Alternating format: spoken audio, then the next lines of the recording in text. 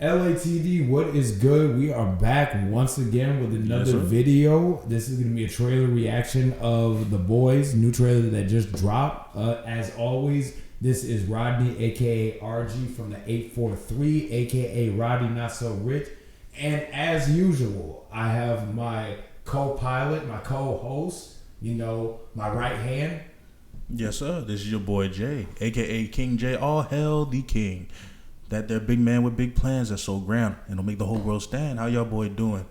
That was a super long intro. For sure. But yes, sir. Like he said, we're going to be discussing that. It's a long time coming. Yeah. This discussion is a long time coming. So. Oh, yeah. Because we wanted to talk about The Boys for a while. For sure. Because now it's the season 4 trailer that dropped, and that's coming out on June 7th. Yeah, around that time. So you want to tell them a quick synopsis about the story so far? Okay, yeah. So I would say I would rather just, kind of give my background as to like me being a Boys fan, I guess you could say. And pause. Yeah, no Diddy, right? No Diddy.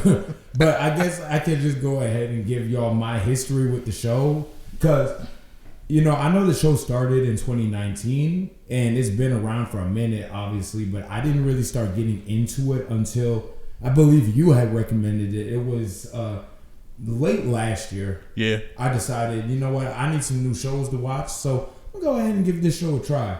Love the show from the very first episode. Characters, world, everything enthralled me.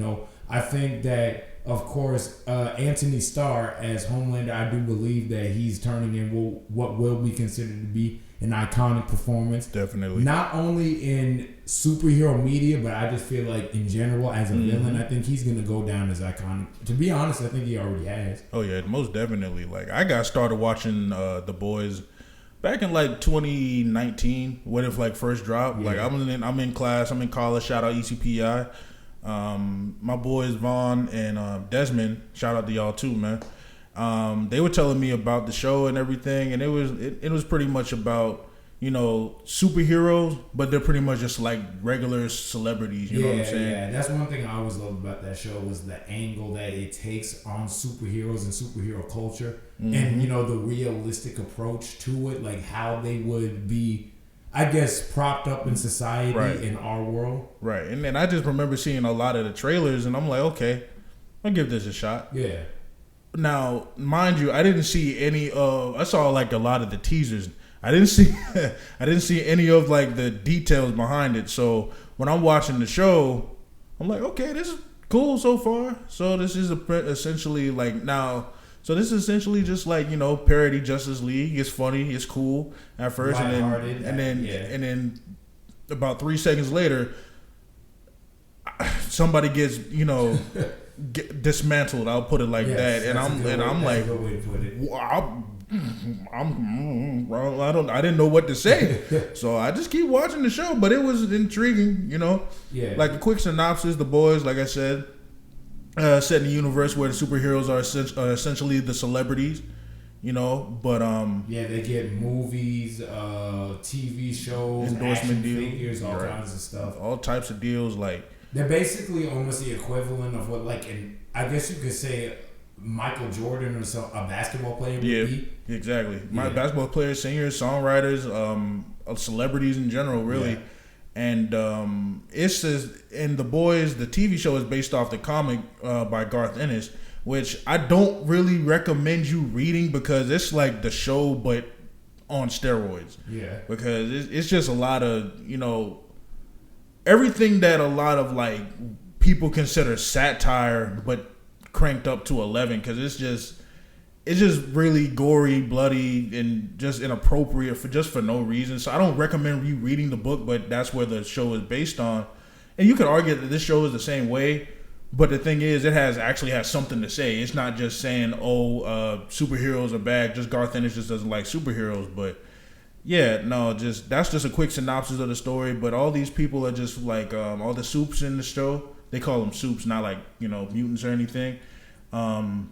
Basically, it's like, as you said, they're basically sort of parodying celebrity culture and superhero culture as well. Yeah, and it's the idea that these people, while they may appear to be one way, to the public and behind closed doors, they're like a whole different type of individual, Ooh, yeah. which is like kind of how I imagine a lot of people feel about real world celebrities. Like they put on an image and an idea of what they want you to see, but behind closed doors, they can be a complete and total monster. Exactly, like, and that's exactly what the soups are in this show. And now the boys come in. The title, that's pretty much Billy Butcher, Mother's Milk, Yeah. Frenchie, Huey, Kimiko. which is the main character, Huey, Yeah. and Kimiko, aka the female of the species. They're technically the boys, so they're pretty much like they're like an undercover task force, basically assigned to anything superhero related. Right. Like, they keep them in check, essentially. Basically, yes. And but this time, and each has a personal vendetta as to why they're on the team. Oh yeah, definitely. And and I'm gonna tell y'all, I do recommend you watch the show For sure, definitely. And it's a super enjoyable show.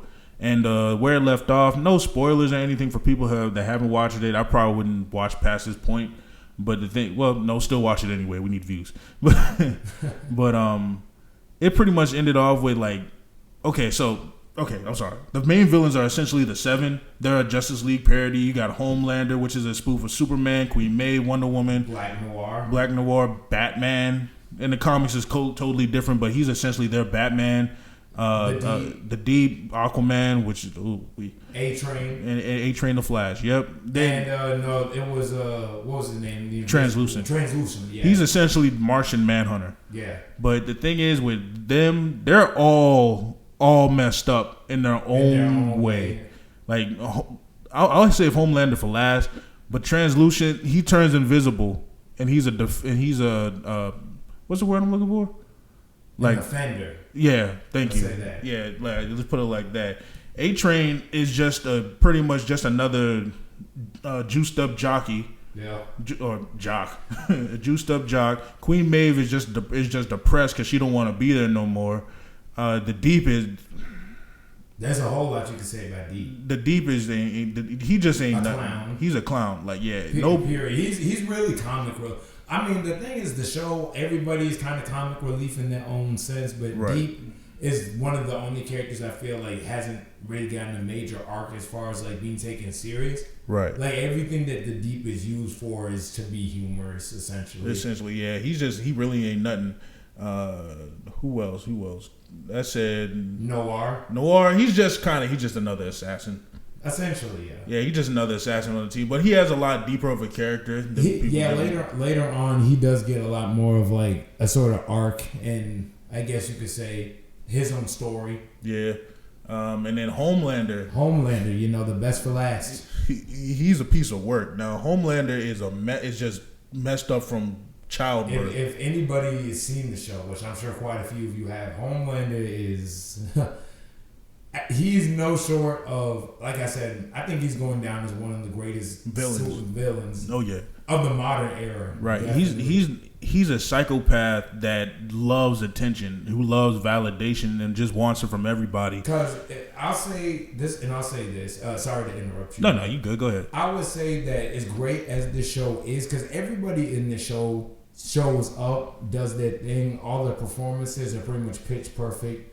The characters and their exploration is amazing, but if I'm being honest, if it wasn't for Tony Starr's Homelander, I don't know if this show would be what it is today. Oh no, definitely not. He makes this show 100%. Mm-hmm. It's really him and Carl Urban as Butcher, right? But even I feel like Carl Urban. And really even Huey, because, Huey's the main character. Right. He's kind of been sidelined in his own show, if you ask me. Oh, yeah, he definitely has. He's been sidelined several times. Because the thing is with Huey's not very complex, but Butcher very much is. Oh, for sure. Butcher, at times, it feels more so like Butcher's the main character than Huey. Oh, definitely. Especially later on, like season 3. Exactly. I honestly, I like Butcher more as a character than I do Huey. Same. I like most of the boys more than Huey, to be honest with you. Because Butcher is a piece of work, just like Homelander is. Like they kind of mirror each other. Exactly. And I kind of feel bad for Butcher to a degree, even though he does a lot of egregious stuff. But pretty much like the main synopsis of like season 4. So season 3 ended with there's also another character, Starlight, who we forgot to mention. Oh, for sure, Starlight. She was a member of the 7 when she first. is introduced. Right, replacing Lamplighter. Yeah. She's that very happy-go-lucky. No, not happy-go-lucky. She's very bright-eyed, bushy-tailed, green type of new guy who expects everybody to be on the up and up. Everybody to be noble superheroes, like she's been told throughout the whole. She's like what I imagine somebody who spent their whole life dreaming of being like an actor or a singer. They finally get to that point. They get there and they realize that what they always dreamed and what they envisioned isn't quite exactly what they think it is. Right. And she becomes disillusioned throughout the show. Right. And, it's really, her arc is definitely one of the best in my opinion. I agree. I think that, what they do with her character, her evolution is one of the strongest points in this show. I definitely agree. And like I said, the reason why the way season 3 ended off is essentially like Homelander and Starlight are essentially like you're pretty much like today's liberal Starlight, conservative Homelander. They both kind of political part. Yeah, there's a lot of political undertones in the show. Right, and that's some people may take offense to, but right. Oh well, just enjoy the show. I agree. But the thing is with Starlight, it becomes she just wants to stop Homelander through and through. Everybody does because Homelander is the epitome of if this guy didn't have that. No, he wouldn't be nothing. You know what I'm saying? Like Homelander's that guy that you just can't wait to see get checked. Right, exactly. He thinks he's all that, but if he wasn't as big or as powerful as he was, then everybody and everybody would chin check him at certain points. Like there's even points where like he's essentially just a giant kid. Yeah, basically, yeah. But in the show, you'll see why we say that. You'll see why we say that, and his origin is kind of sad in and of itself. It is. It definitely is. Because he grew up essentially just another product. Mm-hmm. That's just all That's all he's ever been shown. Really, and no spoilers, but he wasn't really shown normal child. He didn't have a normal childhood. He wasn't raised the conventional way that you would want a kid to be raised. Exactly. So in a way, you can't blame him for how he's turned out, but in the same vein, it still doesn't excuse a lot of his actions. It's kind of like if y'all seen Joker with Joaquin Phoenix that came out in 19 yeah. That also came out in Same 2019. Year. Yeah. Homeland is kind of like that. Just has a terrible backstory. In a real world sense, but has like a really sad backstory. But the thing is, all the stuff he does later on and how he chooses to live his life as a man, you just look at him and shake your head. But it's like, man, there's plenty of times in this show where I'm like, man, if I was in that show, I would knock the mess out this dude. And it wouldn't end well for me. But there's, obviously getting into certain season 3 spoilers, there's starting to be some people that are starting to go toe to toe physically and mentally with Homelander. Exactly. But, segueing from that, with this trailer, what are your season 4 predictions? Like, what do you think is going to, no spoilers, of course. It's just like, generally, what do you expect to happen in the season? Personally, I feel like, from what we're seeing is a heightened political sort of tension within the realm of the show. Oh, yeah. Certain characters are starting to maybe have their character arcs completed.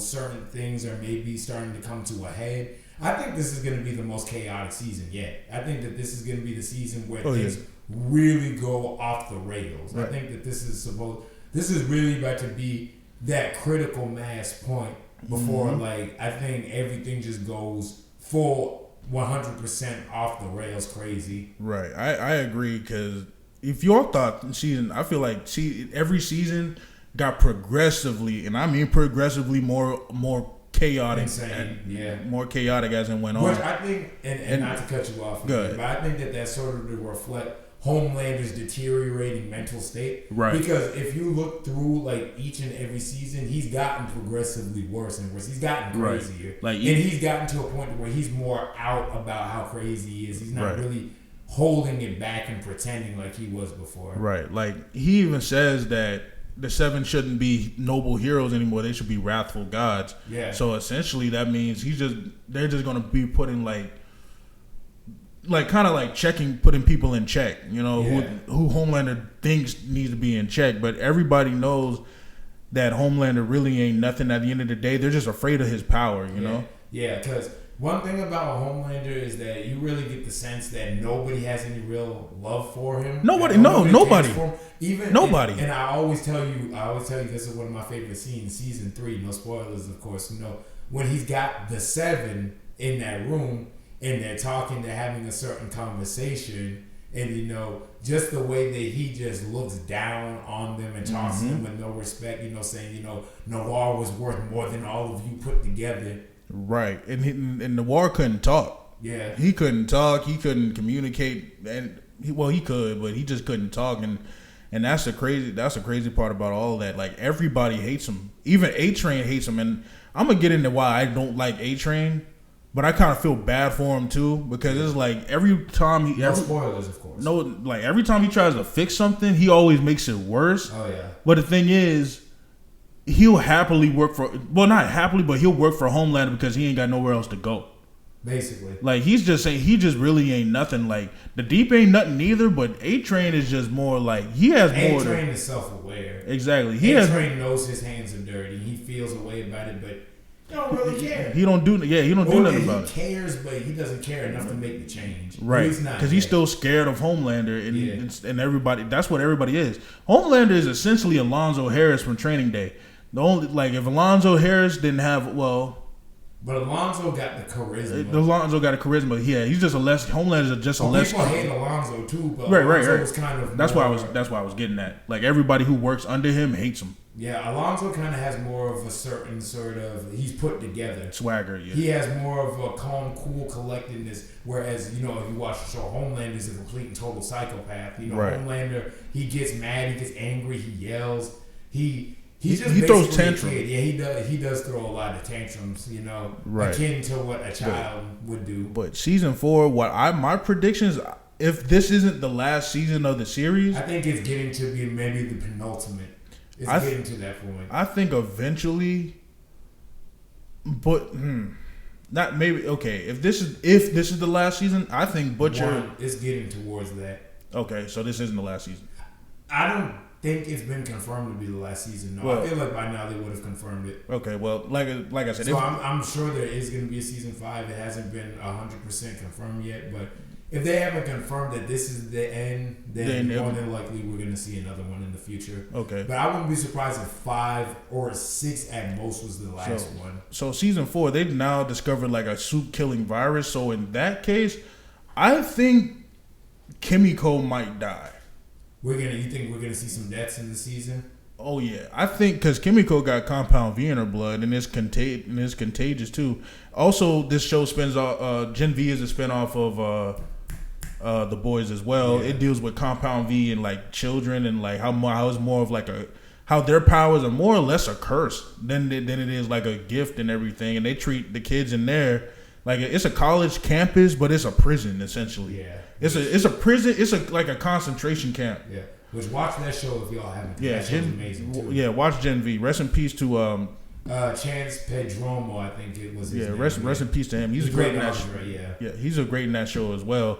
But I think that mostly, if this is the case, if Kimiko doesn't die, she's at least going to feel most of the effects from it. You know what I'm saying? Yeah. Same thing with Starlight. Anybody with like compound V, and I think Butcher is going to be like mainly coming off like the heels of the comics as well, because in the comics Butcher does a lot of stuff against the team as well. So I think Butcher might either betray them or put them to a point to where they don't want to deal with him basically, and that's been a thing. Throughout the series, is like that push and pull of him, working with and against his own team. Right. But he has a way of always bringing them back together because they're supposed to be like a family, basically. Right. And I think this season is going to kind of test those boundaries even further. Like, he's going to really push them to their point to where maybe it's just unbroken, or it's just broken beyond repair. Because even in this trailer and the show and throughout the show, you see everybody, they don't want to be there anymore. They don't want to be monsters anymore. Yeah. Kimiko has superhuman strength and everything, but she doesn't want to be like this anymore. Yeah, they all want to live normal lives, but Butcher is the only one that's kind of Still stuck on the revenge train. He's stuck on. He can't escape his past. Right. He can't escape the cycle of vengeance that he's kind of consumed in. Right. Exactly. And that's why I think until he gets what he wants, because this says in the show he has 6 months to live. So because he's been taking temporary compound V, which has been messing up his mind. Well, messing up his brain. Yeah. Not on a mental level, but on a physical level. You know what I'm saying? It's destroying his brain, essentially. Thank you. Yeah. And it's like, I think he eventually does want to die. Like, he doesn't have anything else to live for. No spoilers. No spoilers. But you'll see why I say that when y'all watch the show, especially in season 2. I think it's just that he doesn't want to be here anymore. He doesn't have anything else to live for other than killing Homelander. I think the team is there as well, but right. I think he doesn't realize it yet. I think he's so consumed with vengeance, he doesn't see the team as being a reason to live. Like, Butcher is very much a by any means necessary. And sorry if I've been hogging the mic and everything. No, you're good. But like, Butcher's very open discussion. But Butcher is pretty much like a by any means necessary. He doesn't want anybody to stop him. He'll run over. And not to interrupt, my fault. I keep. Go ahead. But I feel like he's almost kind of like, his determination is kind of like a dark sort of like Tony Stark, in the sense that it's like by any means necessary, he's not going to stop until he's dead. Right. The same way, which of course, spoilers or whatever the case may be, Endgame's been out for half a decade now, so if you haven't seen it, you wasn't. That's on you. But like Tony, it was established throughout even in Endgame when Tony's discussing with Pepper, that he's found a way to reverse the damage that Thanos did and bring everybody back, everything that they lost. Right. He said that, he can put it in a box and he can throw it away now, be the end of it, and, we'll go to bed. And she's like, but will you be able to rest? That's like, that really kind of says everything about Tony's character, in the sense that Tony's the type of person to where, like, he wasn't ever going to rest. Right.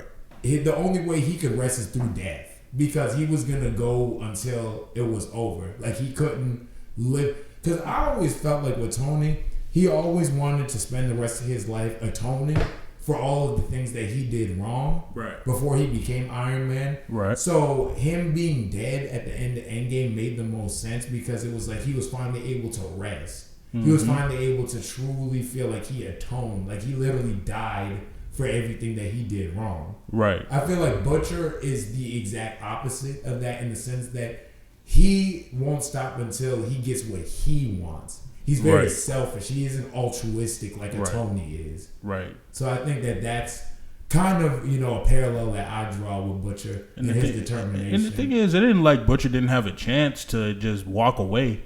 Oh no, he had plenty of chances to walk away. He just doesn't, because, like you said, he's just so consumed by vengeance and revenge. You know how the saying goes, an eye for an eye, the whole world goes blind. Yeah. So I think that's going to be cranked up to a T in this series. Oh, for sure. Like, in this season. I'm looking forward to seeing it. I'm very much looking forward to seeing how it goes. I ain't gonna lie, me too. Because I think they say they're dropping the first 3 episodes, and then rest is weekly. So I can't wait till that happens. Oh, man. for sure, most definitely. But like I said, I feel like that phrase, the eye for an eye, the whole world goes blind, is definitely going to be the main driving force behind this season, because I feel like everybody, because like I said, it's a soup killing virus. A lot of these soups out here really don't do anything wrong. Really didn't do anything wrong. It's mainly just the 7, and I would feel bad if a lot of innocent people got hurt because of it, Yeah. And it's like, and because of that phrase, it's like I said, it's going to be cranked up to 11, because him, like, Butcher just doesn't want to stop. Every time he's had a point to where he just doesn't take the hint. He could have just He's hard-headed, exactly. He could have just let this go and let Homelander be a douche to somebody else. Yeah. And but that's the brilliance of this show, man. We talking about pretty much a jerk, but who has so much depth to him, though. Like that's the biggest thing about this show that makes it worth watching, despite they make bad people captivating, basically. Exactly. Like, the Deep, he's like you said, he's a joke. He ain't nothing. He's bottom of the barrel. Oh, definitely. And the show constantly makes fun of him, and I love it. But even despite all the the the inappropriateness, the gore, the violence in it. There's a lot of substance. There's a lot of substance that's compared to the book that the book doesn't have. Yeah. So all in all, I would say, definitely one of, if not my most anticipated season of TV this year. Right. I cannot wait. I'm so glad that Same. we're finally at the point where it's a month away? Oh yeah. Less than a month. Less than a month away. Yeah. And it's gonna be a good time. Definitely gonna have to do weekly reviews. Definitely have to do weekly episode reviews. Man, I can't wait to talk about them. Oh, for sure. Definitely. We're going to break it down. This is one of my favorite shows, one of your favorite shows. Oh, so yeah. There's no reason to not. Hey, and what we got coming up next? So just stay in tune, y'all. Just stay tuned. There's plenty more exciting things to come. Things we can't reveal just yet, but be patient with us. Be patient. Can I reveal them? We'll reveal it soon. We'll reveal it very, very soon. All right, I'm gonna at least say this. Stay tuned Tuesday. Yes. Stay tuned. Sure. Stay tuned around 3:00 Tuesdays. Yes. But anything else you want to add? Nah, I just can't wait for the season to start. Oh, me neither. Same thing with the football season. Fly Eagles fly. Anyway, I just can't wait for the new season to start. I can't wait to see what happens in it. This has been one of my favorite shows in the past 10 years. Oh, for sure. Me too. Yeah, but that's all I got, man. That's all I got too. With that being said, this has been LATD, Rodney, of course, RG from the 843, as well as... Yes, sir, King J. All hail the king. And this has been LATD. Yes, sir. Appreciate y'all. Y'all boy have a good one. Peace.